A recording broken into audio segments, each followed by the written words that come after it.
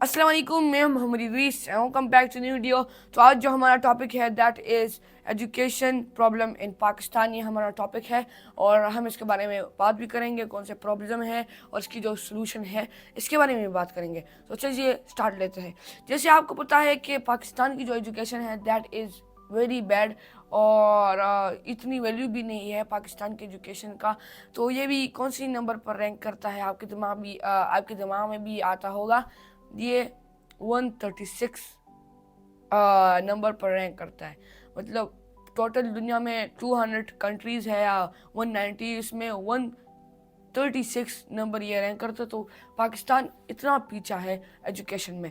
तो आज हम बात करेंगे कि पाकिस्तान की जो मोस्ट बिगेस्ट प्रॉब्लम है एजुकेशन फील्ड में वो कौन सी है जो स्टूडेंट को फेस करनी पड़ती है। तो द फर्स्ट पॉइंट जो है वो है एजुकेशन विदाउट डायरेक्शन। इसका यह मतलब है कि टीचर्स बच्चे के सिर्फ एकेडमिक जो स्टडीज़ है इस पर ज़्यादा फोकस डालती है और इस पर फोकस नहीं डालती है कि ये बच्चा जो है, ये जो बच्चा मेरे सामने बैठा हुआ है ये किस चीज़ में अच्छा है।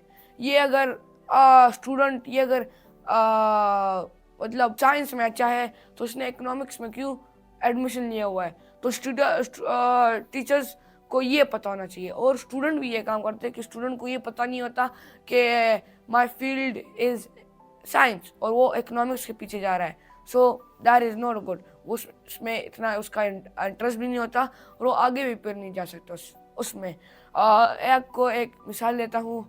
हमारे एक टीचर है तो उनने हमें मिसाल दी थी कि हमारे क्लास में कोई एक बच्चा था, हमारा बच्चा नहीं मतलब हमारा दोस्त था, वो इंटरेस्टेड था पॉलिटिक्स में और उसने इंग्लिश लिटरेचर में अपने आप को इनरोल किया था। तो उसने आखिरी में बोला कि यार ये मैंने क्या किया है, मेरा जो इंटरेस्ट है वो तो पॉलिटिक्स में था, मैं अभी इंग्लिश लिटरेचर क्यों आया हूँ। सो फिर उसको बहुत ज़्यादा डिफ़िकल्टी फेस करनी पड़ी थी, लेकिन बहुत ख्वारी से उसने अपना जो टेस्ट है वो पास कर लिया था फाइनली। तो ऐसे बच्चे भी ऐसे काम करते हैं या टीचर्स भी इस पर फोकस नहीं करते कि इस बच्चे की असली फील्ड क्या है, ये क्या बनना चाहता है। फिर वो स्टूडेंट को सजेस्ट करें कि हाँ आपकी ये जो फील्ड है ना, आपकी पॉलिटिक्स नहीं है, आपकी साइंस है, साइंस, आप साइंस के पीछे भागे। तो teacher should also help you और आपको भी पहले से पता होना चाहिए आप कौन सी चीज़ में अच्छे हैं और आपकी कौन सी चीज़ की आपके अंदर स्किल है जिसमें आप आगे जा सकते हैं। फिर जो सेकंड वन है लैक ऑफ रिसोर्सेज। ये हमारा सेकंड पॉइंट है।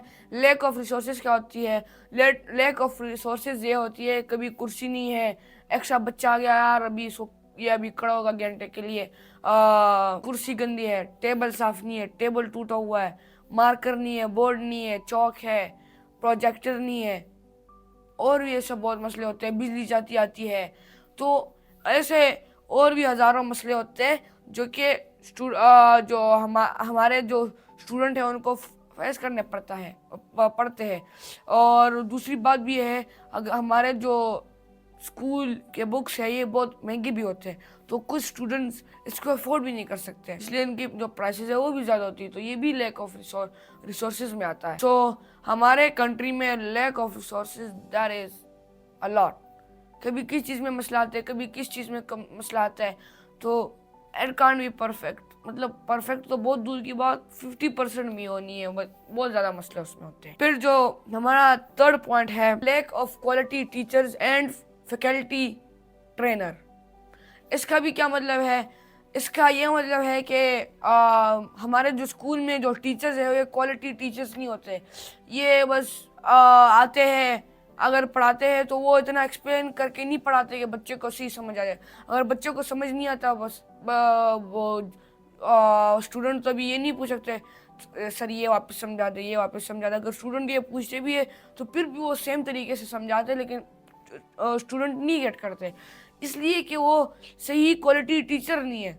वो बस इसने बीएस किया हुआ है, बीएस ले आया, बीएस का टीचर जिसने बीएस किया हुआ है उसको ले आया और उस कुर्सी पर बिठा दिया, अब बच्चे को पढ़ाए। उसकी ना एक्सपीरियंस ना सी क्वालिफिकेशन कुछ भी नहीं, और अभी वो बच्चों को पढ़ा रहे हैं। तो बच्चे कैसे अंडरस्टैंड करेंगे?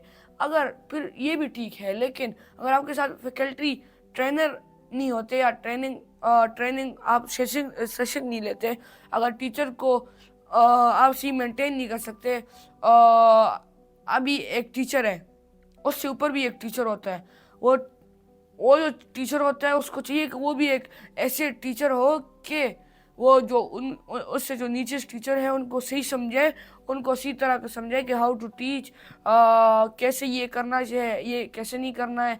तो उसको जब उसको पता लगेगा ये ऐसे होता है, तो फिर वो सीख पड़ेगा। तो फैकल्टी ट्रेनिंग भी नहीं है हमारे पाकिस्तानी एजुकेशन में। फोर्थ पॉइंट जो है वो है एग्जामिनेशन सिस्टम। हमारी जो एग्जामिनेशन जो जिधर हम एग्जाम देते हैं वो सिस्टम भी अच्छा नहीं है।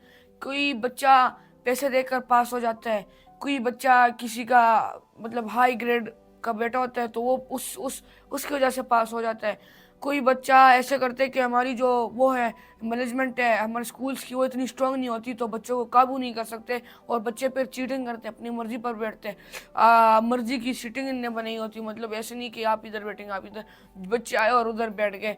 तो ये सारे मतलब हमारे जो एग्ज़ाम सिस्टम है ये सही नहीं है, इसमें चेकिंग भी नहीं करते।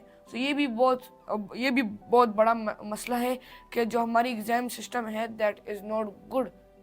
ये हमें बच्चे से कुछ भी नहीं सीख सकते। बच्चों को पता है कि यार हम रट्टा करके आ जाएंगे, अगर रट्टा का नहीं यार चीटिंग करा देंगे बस पास हो जाएंगे।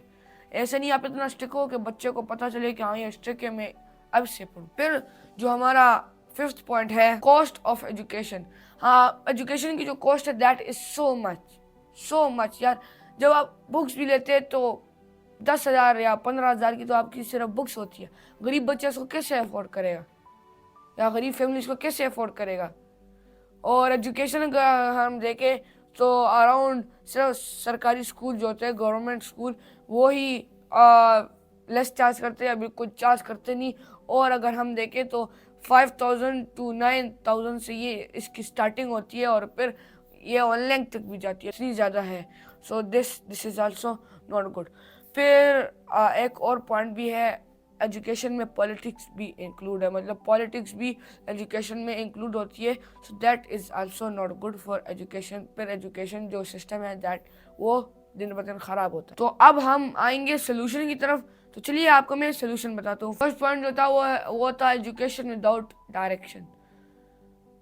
इसका जो ये सोल्यूशन है, इसका ये सोल्यूशन होगा कि टीचर को जब बच्चा एनरोल होने वाला है, स्कूल में एनरोल होने वाला है, तो टीचर को पता होना चाहिए, उस टीचर उससे इंटरव्यू ले या कोई भी हो, जो टीचर का या प्रिंसिपल हो या कोऑर्डिनेटर हो, कोई भी हो, वो बच्चे से सवाल पूछे, which subject do you like, what do you like to play, how do you like to play, बस जो भी है, लेकिन आप उससे पूछे इंटरेस्ट के बारे में, पैशन के बारे में, आपकी फ्यूचर गोल क्या है उसके बारे में, तो आपको पता होगा कि इसको किस चीज़ में ये हेल्पफुल, इसकी ज़िंदगी में ये कोर्स इसके ये हेल्पफुल इसको करा सकते हैं।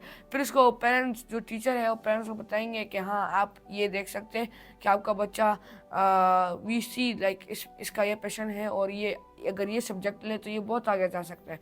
और स्टूडेंट को भी इसके बारे में खुद पता होना चाहिए। स्टूडेंट को खुद अपने ऊपर रिस्पॉन्सिबिलिटी रखनी चाहिए कि मैं हूँ यार, मैं क्या अपना टाइम वेस्ट करूँ, मुझे तो अपने बारे में पता चले कि मैं क्या क्या कर सकता हूँ।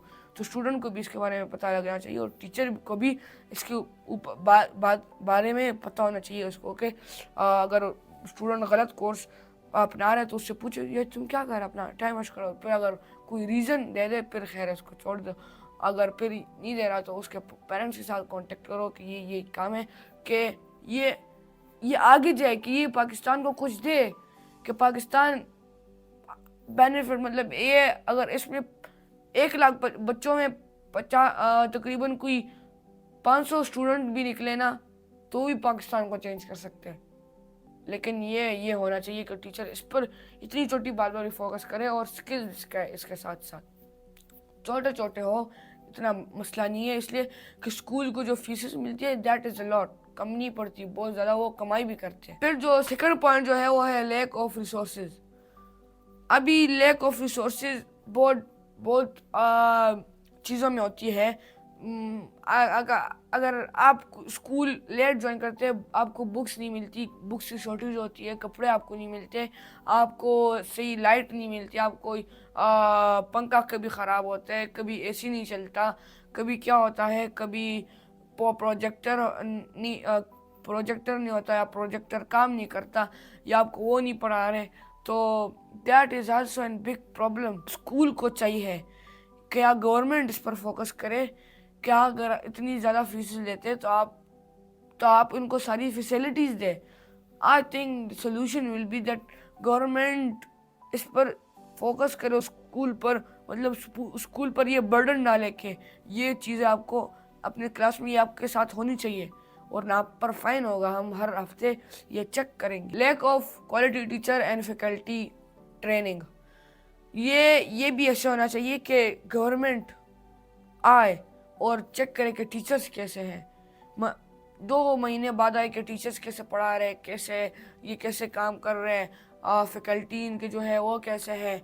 और इसके साथ साथ एक रिस्ट्रिक्शन होनी चाहिए कि इससे जिसने भी कम एजुकेशन की है इस फील्ड में, अगर कोई टीचर या कोई स्टूडेंट उसने साइंस सब्जेक्ट ख़त्म किए, और एक रिक्वायरमेंट हो गया तुम्हारी इतनी तालीम होनी चाहिए, इतना एक्सपीरियंस होना चाहिए, फिर हम तुम्हें लेंगे, तो फिर आगे जाएगा कि उसके साथ एक्सपीरियंस भी होगा और उसका टेस्ट भी लेंगे, so then it will be good. अगर ऐसे नहीं करेंगे तो फिर अभी अगर कोई जाहिल बंदा भी आ गया और फेक डिग्री बनी हो तो अभी क्या पढ़ाएगा उसको। और फैकल्टी भी होनी चाहिए, फैकल्टी हर वक्त उस पर हर हफ्ते या हर दिन एक क्लास में हर क्लास के तकरीबन कोई 2-2 मिनट लगाए लेकिन चले, और क्लासेस की जो वीक पॉइंट है वो करे, और फिर टीचर्स को समझे आप ये करें। और ऐसे ये होना चाहिए, ये I think government should be responsible for that. Government के अंदर इतने ज़्यादा लोग एजुकेशन के फील्ड में काम कर रहे हैं, इतनी तनख्वाही उनको मिल रही है, तो वो ऐसे काम करे कि वो स्कूल्स के पीछे भागे कि यार ये आपका मसला है, आपकी क्वालिटी टीचर्स नहीं, आप ये नहीं चला सकते, आपका फाइन होगा, so then they will bring quality teachers और फैकल्टीज। फिर है एग्जामिनेशन सिस्टम, तो आपको तो पता ही है स्कूल में वैसे ही गार्ड्स होते हैं, तो जैसे अगर बच्चा एंटर करेगा स्कूल में, फर्स्ट उसकी चेकिंग हो, मतलब फुल चेकिंग, फिर उसके बाद ऐसे काम हो कि जब वो क्लास में एंटर हो गया, फिर एक बंदा हो वो उधर चेकिंग करे, तो दैट इज़ वेरी इंपॉर्टेंट। और फिर अगर वो वॉशरूम तकरीबन कोई स्ट्रिक्ट रूल डाले कि वॉशरूम कोई इतने बार नहीं जा सकता, और अगर पूरे हॉल में पूरे स्कूल में जो लोग टेस्ट दे रहे सिर्फ 1 पर्सन एट अ टाइम जाएगा। और उसके साथ ऐसा, और टीचर सिर्फ इधर बस दरवाजे के खड़ा हो, 2 टीचर्स हो दरवाजे पर खड़े हो कि बच्चे चीटिंग कर रहे हैं, नहीं जैसे चीटिंग कर रहे हैं या आवाज़ चुक जैसे ले, बस डायरेक्ट ले और बस अपने साथ पेपर रख ले। ऐसी इतनी शिक्षा होनी चाहिए कि बच्चे को पता चले कि हाँ ये है, कि मुझे चाहिए था कि मैं ये पढ़ता, फिर बच्चे को खुद अफसोस होता है। मेरे साथ भी ऐसे हुआ है, एक बार मैं प्रिपेयर नहीं होकर गया था, तो देन आई मतलब बहुत ज़्यादा वो हुई, डिफ़िकल्टी फेस हुई मुझे, तो दैट वाज एक बार मैंने थोड़ा सा पेपर याद नहीं किया था, मतलब रहता था, तो उस आखिरी ऑप्शन में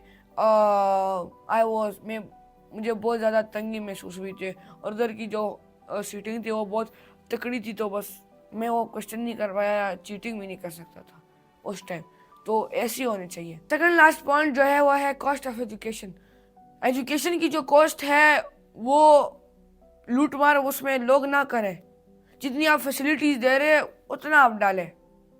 स्टूडेंट अगर ज़्यादा है तो आप ज़्यादा पैसे ना ले, आप कम करें, अगर स्टूडेंट कम है फिर खैर आप ज़्यादा ले, लेकिन जितनी आप फैसिलिटी दे रहे हैं उतना ही आप पैसे आप फी चलान दे, कौम को ना लूटे। अगर आप लूट रहे तो फिर ऐसे इनको एनवायरनमेंट दे के पाकिस्तान की जो कौम है उनसे ज़्यादा पैसे ना ले, लेकिन अगर आप उनसे ज़्यादा पैसे चार्ज भी कर रहे हैं और आप चार्ज भी कर रहे हैं तो आप उतनी आप फैसिलिटीज़ भी दे या उससे ज़्यादा फैसिलिटी दे कि बच्चा तो कुछ सीखे ना।